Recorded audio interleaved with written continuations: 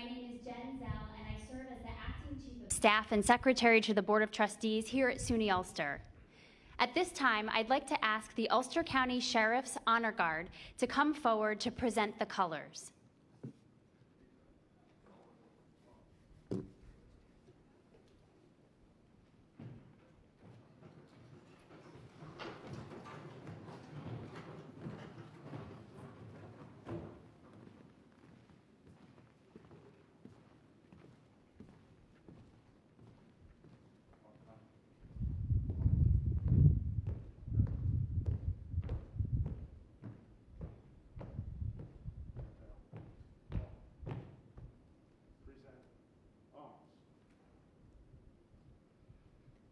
I pledge allegiance to the flag of the United States of America and to the republic for which it stands, one nation, under God, indivisible, with liberty and justice for all.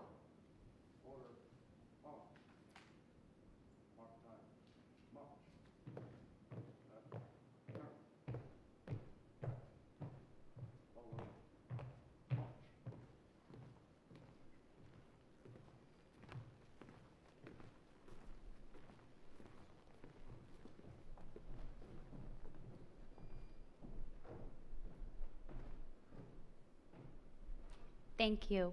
Please be seated.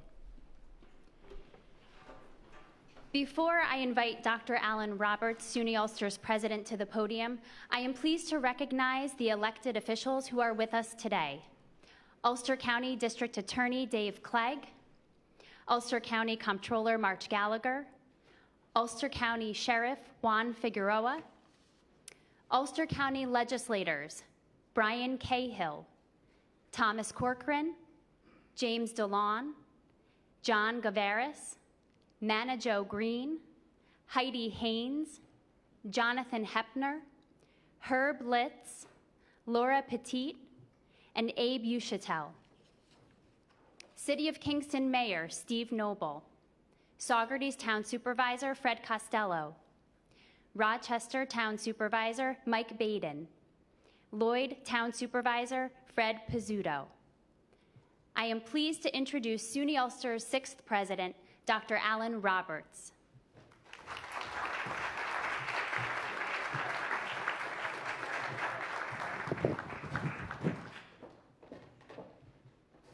Boy, things have changed. This is the largest crowd that we've had on campus since March 16th, so it feels so good.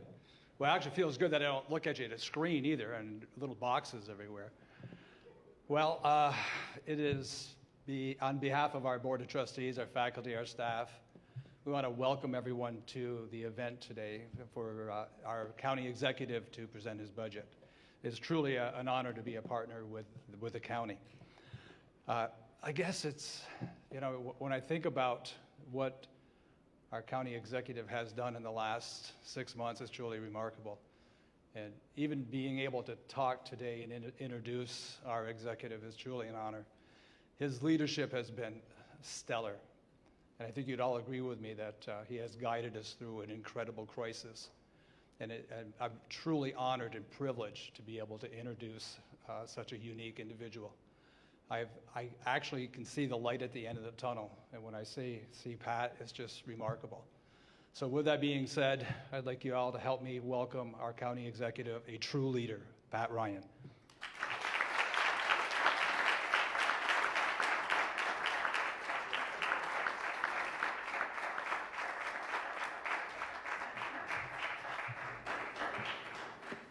Good morning. Just going to adjust this microphone here.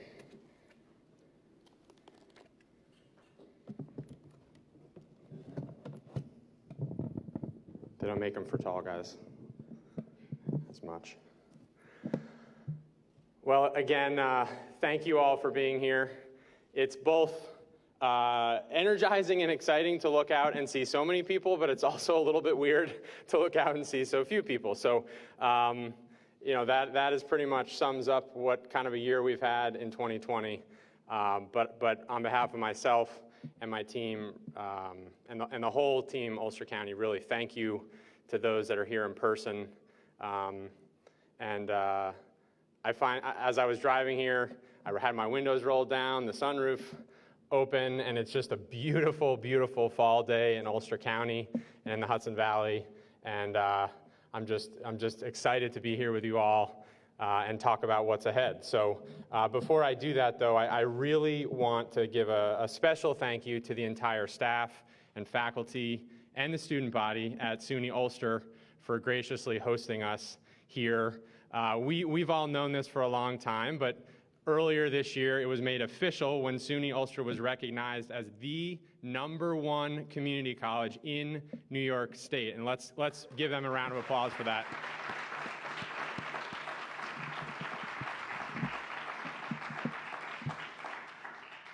It's a really big deal, and I know that we all feel great pride in what we've built here as a community at SUNY Ulster, and much of the credit for this recognition does belong to, where did he go? There he is. To SUNY Ulster's president and to the Board of Trustees, but especially to Dr. Roberts. 2 years ago, you promised the incoming class of 2020 that if they studied and worked hard, you were going to hand them all their diplomas on graduation day. Obviously, 2020 had different plans, and schools were closed, and in-person graduations were canceled. I don't think a lot of people were probably expecting you to honor that promise, Dr. Roberts. But all of you know Dr. Roberts, and you know that is not what he is about. That's not who he is. He made sure to make good on his word, putting on a mask, a cap and gown, and embarking on a 500-mile-plus journey that took him all over not just Ulster County, but the entire Hudson Valley, putting in the effort to hand-deliver over 100 diplomas to students and their families. And if you saw the video or the photos from that day, they were beaming. Some of them were crying. That is the essence of servant leadership, Dr. Roberts, putting those you're leading before yourself, even at risk to you and to your family. That is exactly why SUNY Ulster is #1 on that list, and that spirit of putting the community first is exactly how and why our entire community has been able to make it through one of the most turbulent years in living memory in 2020. So again, thank you, Dr. Roberts and your team, for your leadership, and I want to thank each of you that's here in person. I know more are online watching right now, but really for all that you've each individually and as a collective done this year, especially in the last 6 months. After what we've been through together this year, I really truly consider each of you a member of Team Ulster County. And from our elected leaders to our nonprofit leaders, business leaders, you were, even before COVID, but especially through the pandemic, the backbone of what makes our community work. And to see each of us step up in different ways, but also together, and rise to the occasion during a time of great challenge, that is just really inspiring, and it's humbling. And I think we should all just, since we all haven't been together in a while, take a minute and just appreciate that and thank each other and recognize each other for what we have done collectively to get this community through the worst of this, I hope, and to begin to rebuild coming out of it. So let's just appreciate each other and thank each other with a round of applause for that.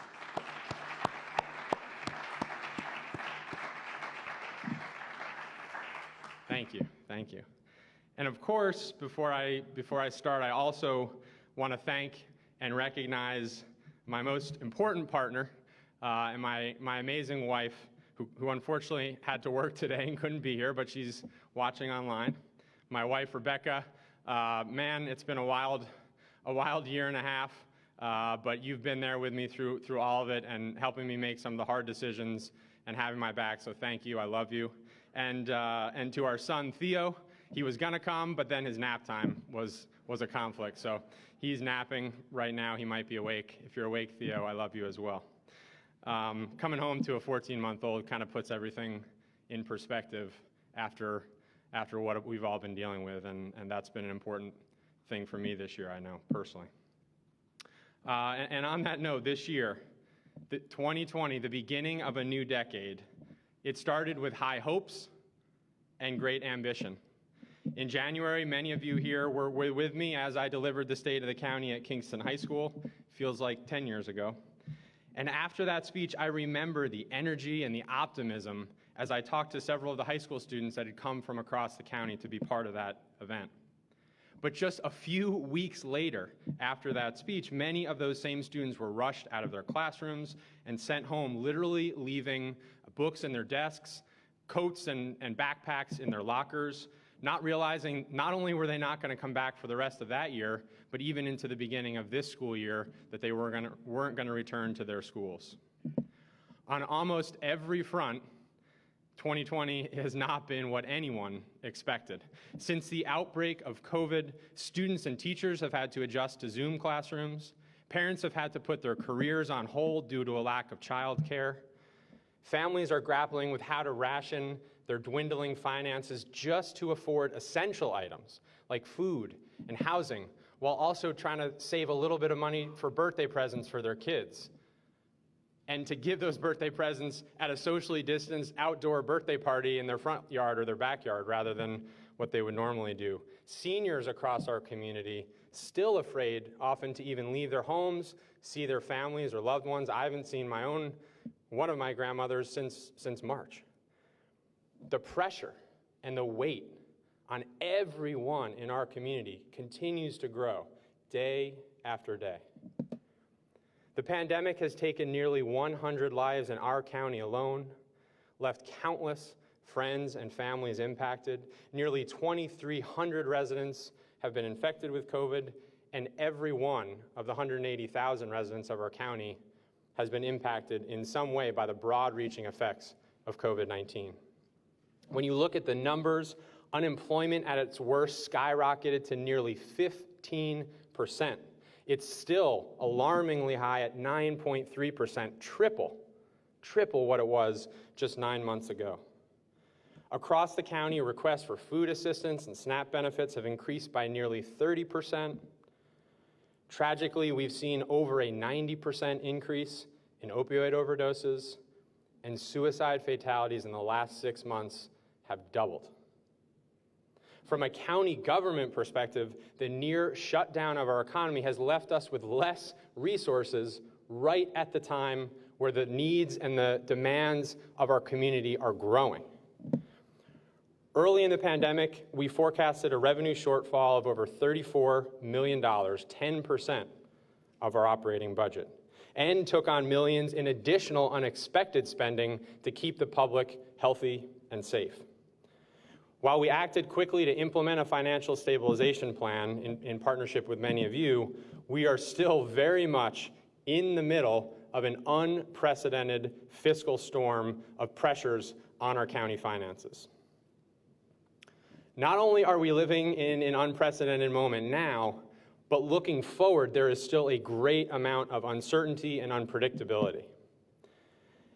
I think in a moment like this, for all of us, it would be very easy to feel scared, defeated, paralyzed.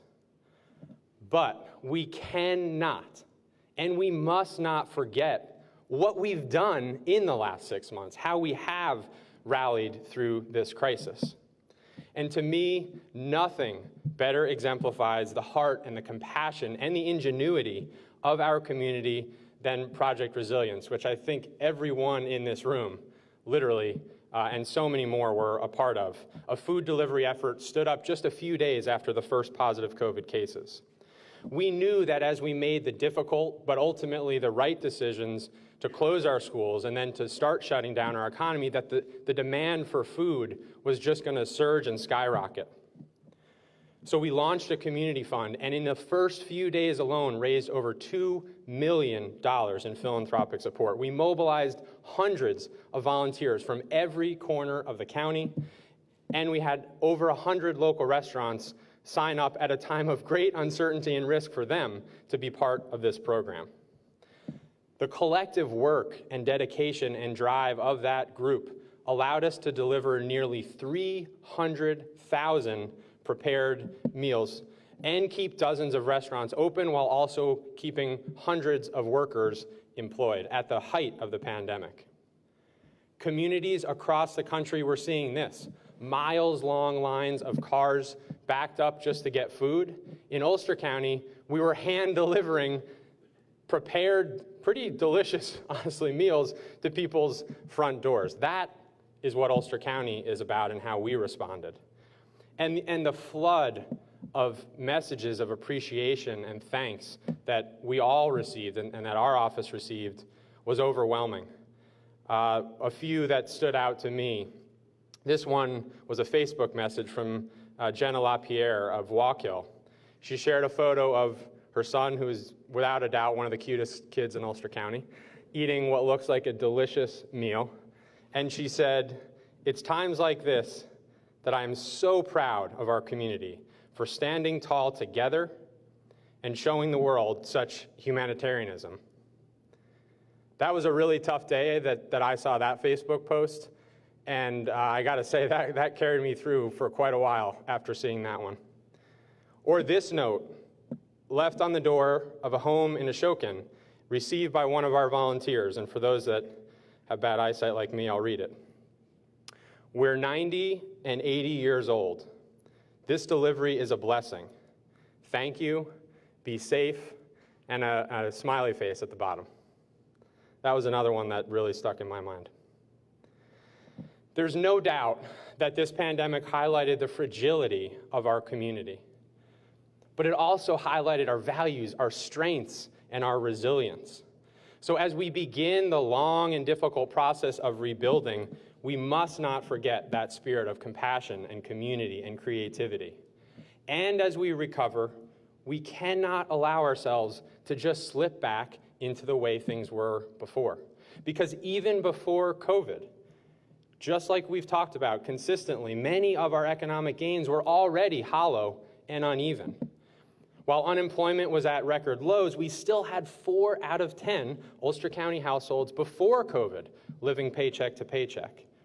Traveling around the county, and I'm sure many of you heard this as well, countless residents working full-time, sometimes multiple jobs, and still struggling daily to make ends meet.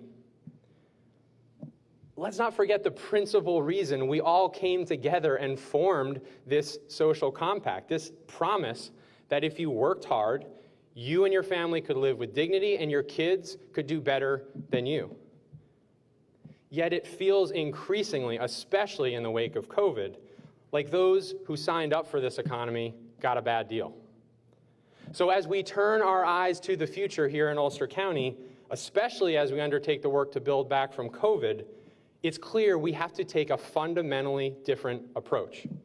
One that puts our people back at the center of our economy. That means not just creating jobs, but creating jobs that pay living wages. That means not just working to import new businesses from elsewhere, but making the real long-term investment to nurture our existing businesses and to help spur entrepreneurs to start new ones right here. That means not just investing millions of dollars in training and educating our young people just to see them leave, but doing the work to keep them here and make them a part of building our future economy. Earlier this week, we released our Ulster 2040 report, and some of the members of that group joined us today. Thank you for being here. It paints a vivid picture of the enormous potential we can achieve if we really do the work to put people back at the center of our local economy. It outlines a bold 20-year long-term vision for what our economy, and really by extension our whole community, should and could look like 20 years ahead. It outlines specific recommendations, short, medium, and long-term investments, and in 4 focus sectors to achieve that vision. But more than anything, it articulates our strengths and our values. And it reminds us that we need to lean into both of those things, our traditional strengths and our values that make us special and different, because building a people-centered economy has to be informed by who we are as a people and a community. And when I think about that, I have tremendous optimism and excitement. Because whether you look back decades or even centuries at our long record of success, or you look through the lens of the present and how we rallied and responded and the grit we showed during COVID, I believe we are positioned to rebuild something truly special here as we build back out from COVID. So as we look to build that new future, let's just start with an appreciation of who we are and where we've been.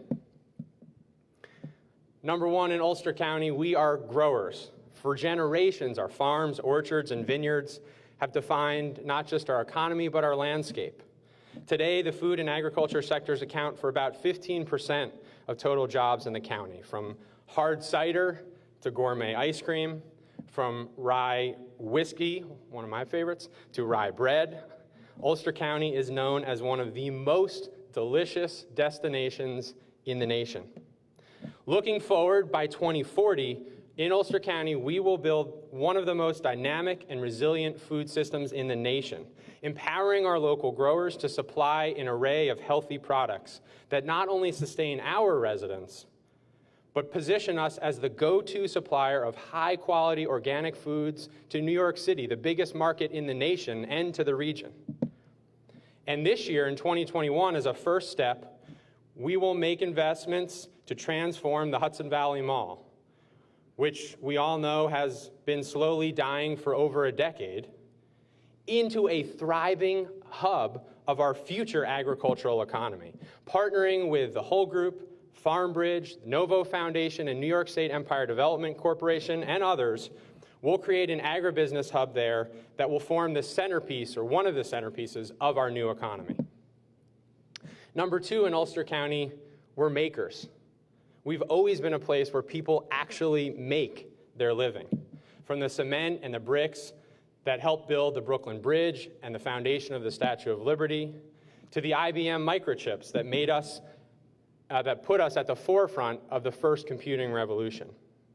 Even now, manufacturing and creative jobs account for about 14 to 16% of our local economy. We make neon sculptures that hang in some of the world's great museums. We produce Emmy-winning TV series. We make digital audio equipment used by some of the world's top musicians. And by 2040, the Made in the Hudson Valley brand will be a world-renowned symbol of our success, with the former IBM site serving as the beating heart of our maker economy. In 2021, to begin heading in that direction, we'll make substantive investments to develop the workforce and the infrastructure needed to create good-paying manufacturing, film, and technology jobs right here in Ulster County. Through our Office of Employment and Training, we'll nurture and support our emerging coding and software sector through innovative programs like Kingston Can Code. We'll also begin a rebirth at the former IBM site, taking long vacant buildings and putting them back to work as a hub for artists, designers, manufacturers, and creatives. To that end, our capital budget this year includes $2.9 million over several years to fund and begin this work. And finally, in Ulster County, we are environmentalists. Not only were we the birthplace of the modern environmental movement, but still to this day, Ulster County is on the leading edge of responding to what I believe is the most existential challenge of our lifetimes, climate change. We're one of only 3 counties in the state recognized at the pinnacle of achieving climate-smart goals. We were the first NYSERDA clean energy community in the state, and my very first executive order upon taking office was to push that even further and set an aggressive goal to reach 100% renewable, locally generated energy by 2030. By 2040, Ulster County will definitively prove that that bold idea of a Green New Deal is absolutely possible on the ground level. We'll have a thriving green economy, upgraded clean infrastructure, and be seen as a leading center of research and development in green and clean technologies. Next year, we will invest in achieving this Green New Deal by launching our first electric buses and building the infrastructure to support them. We'll invest $2.5 million to upgrade our own HVAC systems, lowering our costs and reducing greenhouse gas emissions. In addition, we'll be expanding our Green Careers Academy, which SUNY Ulster has been the key partner in, and bringing in Ulster BOCES to expand this programming to our high school level students. Additionally, we'll dedicate up to $75,000 to ensure any young person or worker in the county can afford to attend those programs with no limitations. So I know that is a lot. I know that that's a pretty big vision, especially at a moment like this, where we've had a year that has been tragic and devastating and really unprecedented. And in a year like this, it would be very easy to just maintain the status quo, keep our heads down, and just try to make it through. But I believe this is exactly the moment that we need to do the opposite. We need to think big, we need to have a vision, and we need to not just try to survive. We need to focus on coming out of this thriving again as a community. We have an opportunity and an obligation to put our people back at the center of our economy. And as we rightly focus on investments and wages and tax credits, we must also never lose sight of the fact that we need to take care of each other, that we need to recognize how many people are struggling right now, especially the most vulnerable in our community. In the past, we've often thought of economic development and social programs as competitive or conflicting with one another. But if there's anything that COVID has shown us, it's that those two are intimately intertwined. As COVID hit our community in early March, we immediately stood up a hotline and started getting hundreds of calls a day. Initially, people were asking, what is COVID, and how do I keep my family safe, and where do I get a mask, and how do I get tested? But over time, and as the pandemic got worse, businesses were shutting down. Our workers were being furloughed or laid off. We started to get more and more calls from families needing just basic human needs: food, shelter, mental health services, other critical needs. COVID and its economic devastation highlighted all of the gaps and the fragile points across our community. And now it's our job, especially as a county government, to fill those gaps. And filling those gaps is not only the morally right thing to do, it's also the economically smart thing to do as we reinvent and build this people-centered economy. So in next year's budget, we'll draw upon all of those lessons we learned and those fragile, weak points. Those challenges and calls and needs we heard in over 30,000 calls to our Recovery Service Center. We'll use all of those to inform our investments in caring for each other, so that as we continue to grow, we don't forget about the human element of what we're doing. For example, we heard from hundreds of our young people, especially high school students, who reached out and shared the struggles the pandemic has created for them. Those of you with teenagers know that COVID has only compounded the anxieties of many of our young people, already worried about their future in a climate crisis, rising student debt, whether they'll even be able to afford to stay here in the community that they grew up in. Now more than ever, we need to support them, especially our young people at risk of falling through the cracks with schools the way they are and so many other programs challenged. Last year, we launched our Brighter Futures program to address these issues. The program delivers focused and personalized support to 20 adolescents and their families to help break the cycle of intergenerational poverty. Earlier this year, despite all the obstacles thrown up by COVID, all 3 of our students in that program eligible to graduate from high school did so. We helped them. One of them is now going to attend SUNY Ulster, one is joining the Marine Corps, and we helped another find full-time employment. In our 2021 budget, we'll continue to fund this important program and fund the existing students, plus we will double next year's class from 20 to 40 to meet the growing needs of our young people. Especially in a moment like this, Brighter Futures will absolutely change the life trajectory of these young people. In addition, our Recovery Service Center has received thousands of calls from residents worried about one of the most basic needs, just keeping a roof over the head of themselves and their family at a time like this. Even before COVID, we faced a serious housing crisis here in Ulster County. Now the challenge is exponentially greater, as we all know. And so many of our residents, from single parents struggling with their landlord to our frontline workers who have put their lives on the line for us during the pandemic, can't afford a decent place to live.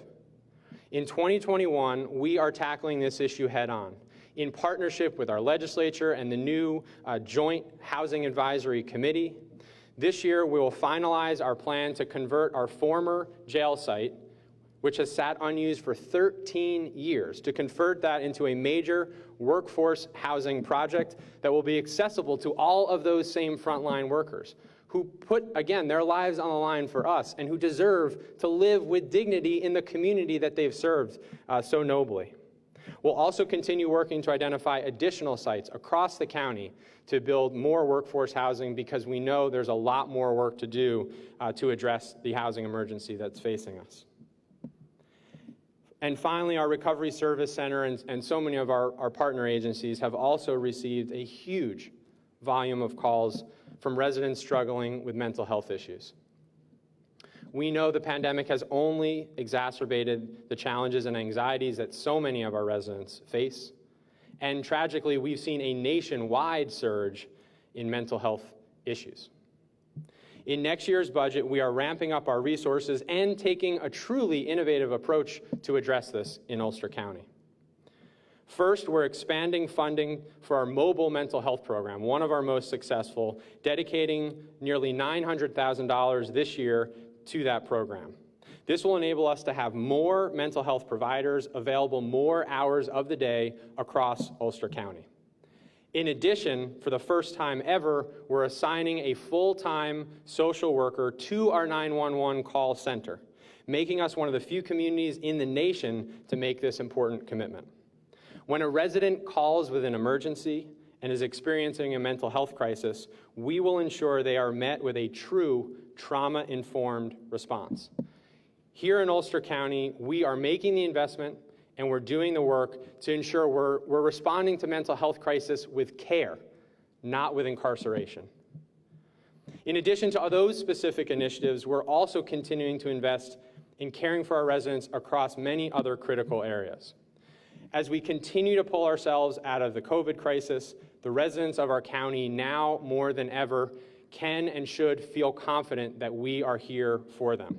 In 2021, we're investing nearly $16.2 million in education, including $12.3 million right here in continued support to one of the gems of our county at SUNY Ulster, both for academic programs and to continue to upgrade the campus and the infrastructure. We're investing $36.6 million on our young people through childcare and early intervention programs, $13.7 million for mental health. That's the $900,000 is included in that, and that's a total $13.7 million for mental health, $7.9 million on public health efforts, and $36.7 million on Medicaid to ensure, especially at a moment like this, that no one in our community doesn't have health insurance coverage given the challenges that we face. In addition to these vital programs to care for each other, we'll also continue to invest in our infrastructure, including $48.5 million this year to maintain and improve our roads and bridges, and $50.2 million for public safety. Major projects in 2021, and it's a long list, but here's a few of the big ones. It includes $4.4 million to rebuild the Shongum-Kill Bridge in Shongum, nearly $3 million to upgrade the Maltby Hollow Bridge in Olive, over $2 million on the Sundown Bridge in the town of Denning, and another $10 million total on overall road paving across the county throughout 2021. These are and will always be the foundational investments that we as a county must continue to make to position ourselves for success. As I reflect back on our collective response to COVID, especially our county government's response, and so many of you in the room, what really stands out to me is a realization that just when everything else was shutting down, we were ramping up. Our public health nurses working around the clock to care for thousands of residents. Our DPW team working through weekends to build the first county-level COVID testing site in the state. Our leadership team making the hard decision to close our schools before most other counties in the state and before the state's decision. When people felt that they had nowhere to turn, we, the people in this room, your teams, we were here for them. because that's what county government and local government is all about. We are where the rubber meets the road, and we have no choice but to deliver in these moments. So as we move forward with so many still suffering the effects of the pandemic, we have to continue to be there for our residents. At the beginning of this crisis, back in early April, which again feels like long ago, I outlined 3 goals as we implemented our financial stabilization plan. Hold the line on taxes, prevent layoffs of our exceptional staff who were on the front lines of responding to the pandemic, and continue to deliver critical services. Early in the crisis, we acted quickly and decisively to stabilize our finances and manage new unforeseen expenses. Throughout the year, we adapted our operations, identifying opportunities to streamline and more effectively deliver services to our constituents. Thanks to the hard work and ingenuity of our entire team, we have been able to weather this perfect storm of financial challenges that COVID has imposed on us in 2020. Even after one of the most difficult years in decades, I really am proud to stand before you today and deliver a county budget that will once again hold the line on taxes while also proposing no layoffs and maintaining, and in many cases improving, the quality of the delivery of our services. We can applaud for that. We can applaud for that.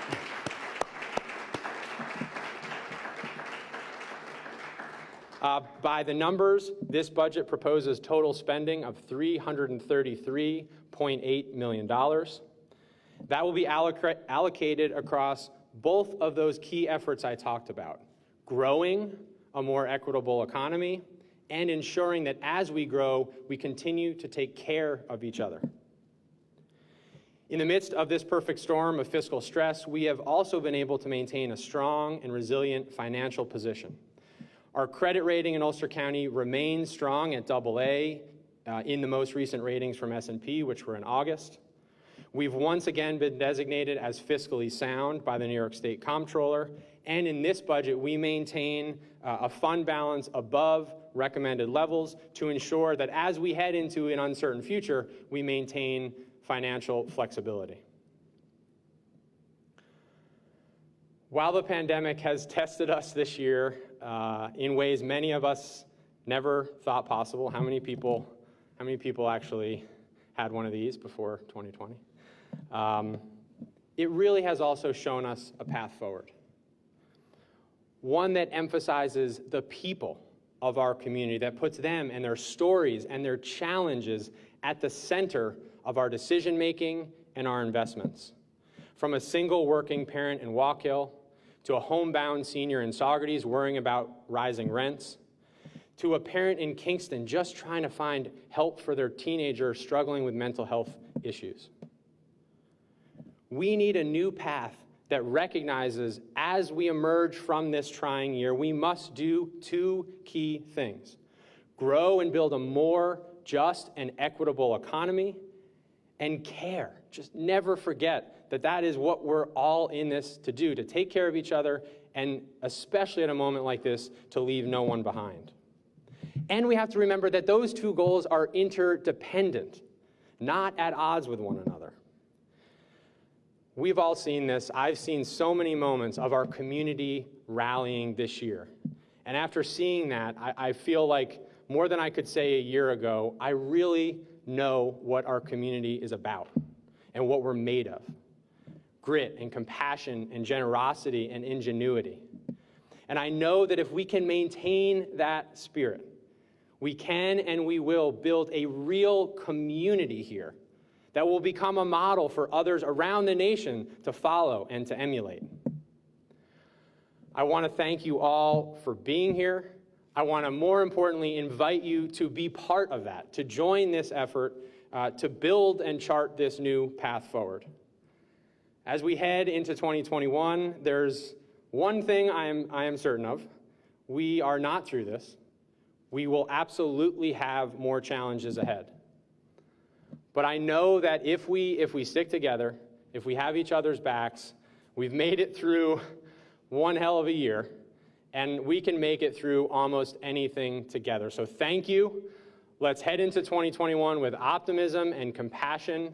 And I'm excited to work with each of you to continue to just build on what we've done this year. Thank you for being here, and have a great day.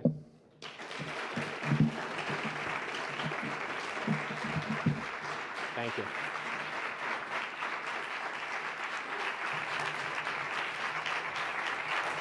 Thank you.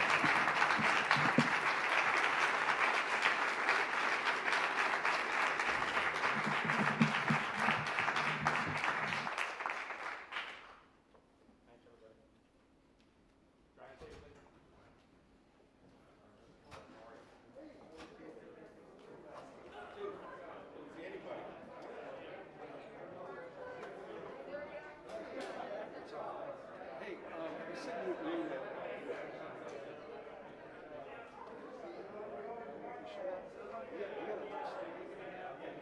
He was arrested. There's an investigation. Yeah. Also, I got an email about Rich May. And are they going to serve you?